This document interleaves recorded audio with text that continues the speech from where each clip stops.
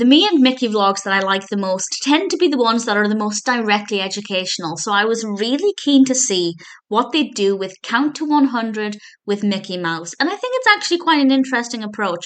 Mickey tells us that it's Grandma Siegel's 100th birthday. I have no idea who Grandma Siegel is, but Mickey then says, let's count to 100. And what we get after that is Mickey in front of this bright blue background. Now, the background itself doesn't look that bad, although it does have 100 written twice. So I feel like that doesn't help children to realize what the number 100 looks like written down because they're seeing it twice. So in theory, we're actually seeing 100,000. And I feel like it would have been just more simple if they just had it written once on the screen. I also don't like this blue background. I prefer it when we're in actual in a room in Mickey's house. We do at the beginning of this vlog see the green screen just off to the side of where Mickey's standing, so presumably that's where he's gone. But I feel like the background's just not very pleasing.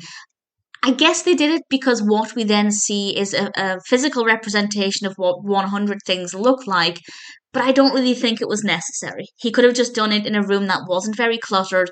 It would have looked a lot better, definitely would have been a lot more appealing visually, I think, and also easier to look at than having this weird 100 placed in two places.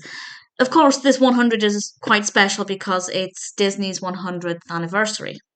And initially, I thought Mickey was going to literally count to 100. And I was wondering how that would work because that would take quite a decent amount of time. And these vlogs are only about 2 minutes. But I think the approach they took was pretty decent. He starts off by counting 10 pancakes and then he counts stacks of 10. So we have 10 pancakes, 20, 30, 40, 50, 60, 70, 80, 90, and 100. I don't know why I felt the need to count to 100 there. But then we get this physical representation of 10 stacks of 10 pancakes. So it can help children to realize what 100 of something looks like.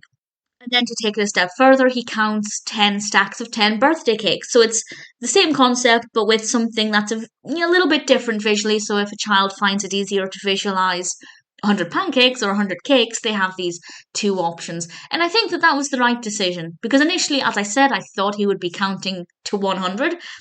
But by counting to 10 and then telling the viewer that 100 is just 10 lots of 10 and this is how many this looks like, I thought it was a pretty good workaround rather than just counting to 100. So that worked very well, very educational. The visual representation there, I thought, was a really good idea.